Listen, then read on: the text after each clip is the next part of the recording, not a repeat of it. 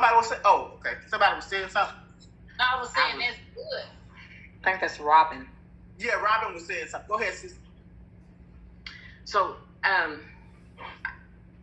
I really just came on to listen, but I guess I have to say something. We were talking about Daniel and others, but when you're talking about excellence, I'm also reminded of Job.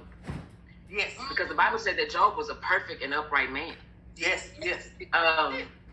The Bible said that you know, his character, he had dignity, he had integrity, he was faithful, he knew he was a rich man. He had 10 children.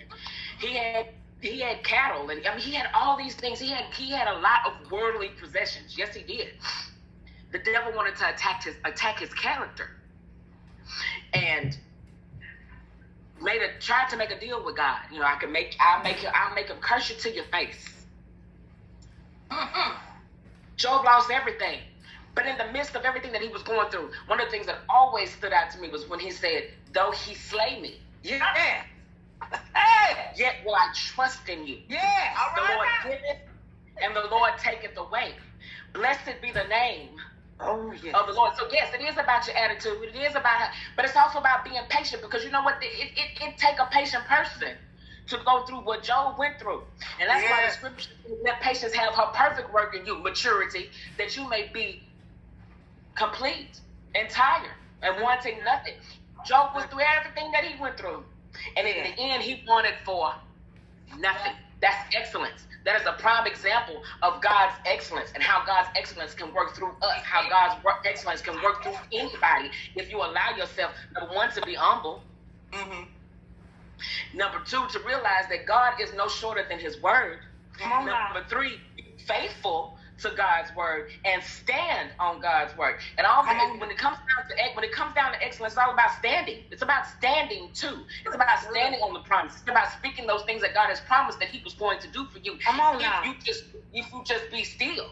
Yeah. Excellence comes from being still. You gotta be still and know that he's God. You gotta be still and see the revelation of God. You gotta be still in order to understand that all things, as you said, work together for the good of them who love God, to them who are called according to his purpose. You have to understand that if you are moving in like a chicken with his head cut off, you can't stand in excellence. You can't be in excellence. You can't receive excellence. You can't receive promises of God. You must always understand. And that's why I was glad when the prophet just said what she said about letting patience have a perfect work. And when she got to talking about those things, it just bubbled up something in me. Because at the end of the day, we are all entitled to good success. God promised us good success, and I think the prophet said that too, that we would have good success.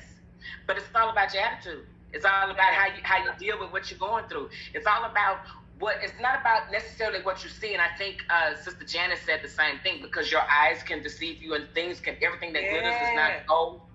Right. So it's all about how you receive, not how you see. See is in receive, but it's not about how you see it. It's about how you receive it. Yes. You better say that. That's good. That's good. That's good. That's my daughter, y'all.